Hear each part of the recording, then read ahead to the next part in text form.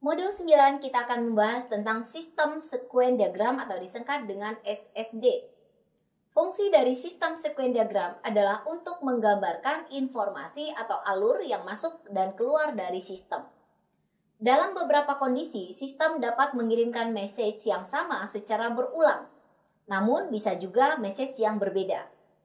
Contohnya ketika seorang aktor dapat memasukkan banyak data dan barang ke dalam sebuah order, maka message untuk add an item ke dalam order harus dilakukan secara berulang.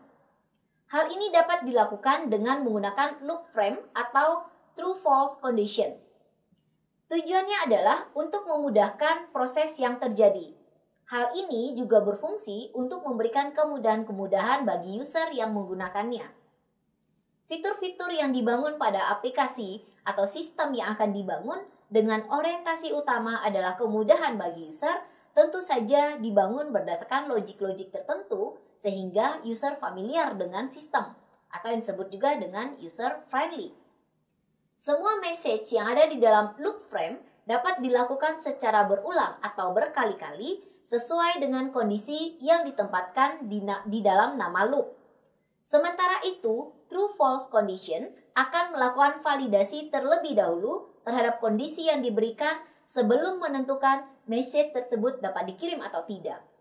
Hal ini seringkali kita temukan pada saat kita melakukan transaksi secara online di situs-situs tertentu.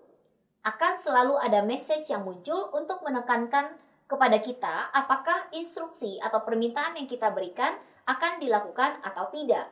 Sehingga message ini sangat membantu bagi pengguna di dalam melakukan transaksi.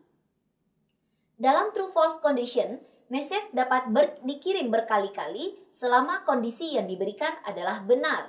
Jika tidak, maka looping akan keluar. Complete notation untuk sebuah message atau true-false dilakukan berdasarkan instruksi yang diberikan user di dalam kondisi tertentu. Di antaranya seperti tanda bintang, melambangkan repeating atau looping untuk message yang bersangkutan. Ada juga yang menggunakan tanda kurung siku yang menggambarkan true-false condition. Jika hasil evaluasi adalah benar, maka message akan dikirimkan, namun jika salah, maka message tidak dikirimkan. Di dalam algoritma, message name merupakan deskripsi dari layanan yang diinginkan. Seringkali dibarengi dengan dash line return atau message yang menggambarkan data parameter yang dikembalikan. Kemudian parameter list yang menggambarkan data yang dioper bersama dengan message.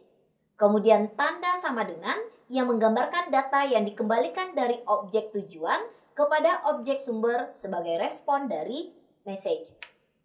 Selain itu, sequence diagram juga memiliki frame lainnya yang dapat digunakan untuk mendokumentasikan hal yang bersifat logik.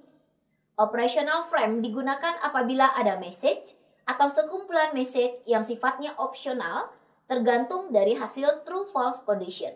Sementara itu, alternative frame digunakan untuk menggambarkan if, then, else logic. SSD atau sistem sequence diagram biasanya dibuat bersamaan dengan use case description guna menghasilkan dokumentasi yang rinci bagi sebuah use case.